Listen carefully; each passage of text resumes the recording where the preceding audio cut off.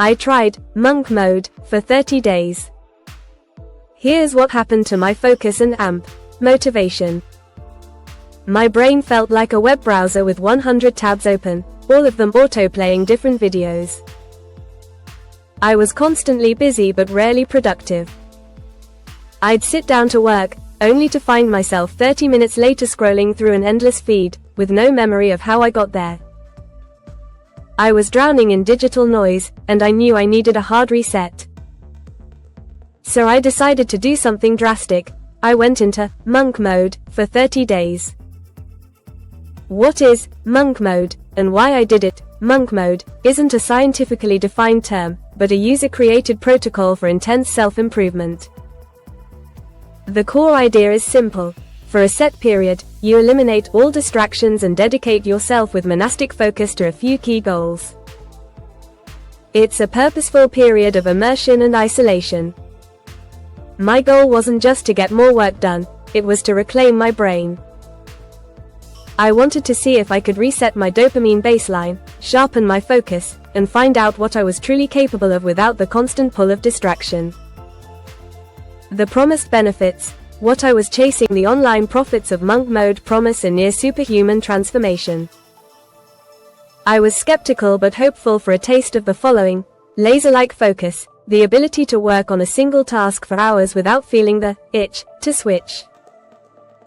Skyrocketing productivity, making massive progress on important projects that had been lingering for months. Mental clarity, silencing the mental chatter and being able to think a thought from start to finish. Increased motivation, finding intrinsic joy and drive in the work itself, not just in the rewards of distraction. The science behind the madness. While the name is catchy, the principles behind monk mode are grounded in solid neuroscience. Dopamine detox. Our brains are addicted to the easy dopamine hits from social media, junk food, and endless entertainment. By cutting these off, you force your brain's reward circuitry to reset, making normal, productive activities feel more rewarding again. Deep work, a concept popularized by Cal Newport. Deep work is the ability to focus without distraction on a cognitively demanding task. Monk mode is essentially a structured environment designed to facilitate long stretches of deep work. Reduced cognitive load. Multitasking is a myth. By single-tasking and eliminating external inputs, you free up immense mental bandwidth, allowing for higher quality thinking and problem-solving. The core discussion. My 30-day log. I set my rules: no social media, apps deleted. No streaming services, no Netflix, YouTube, etc. Daily meditation, 15 minutes every morning. Daily exercise, minimum 30 minutes. Focused work blocks, 3 by 90-minute blocks per day on my primary goal. Week 1, the brutal withdrawal. The first few days were torture. My thumb would instinctively move to where the Instagram app used to be. I felt a constant, low-grade anxiety. Boredom was a physical presence, heavy and uncomfortable. My brain screamed for a quick hit of novelty. I realized I wasn't just distracted, I was an addict, and this was the detox. Productivity was actually lower this week as I fought the constant internal battle. Week 2, the fog begins to lift. Around day 8, something shifted. The itch started to fade. For the first time in years, I sat down and read a book for an hour straight. My thoughts felt clearer, more linear. During my work blocks, I could feel myself sinking into the task instead of fighting to stay on it. A walk outside wasn't a distraction, but a rich sensory experience. The world seemed to be coming back into high definition. Week 3, the flow state zone. This was the magic. I was waking up before my alarm, excited to get to work. The 90-minute work blocks felt like 20 minutes.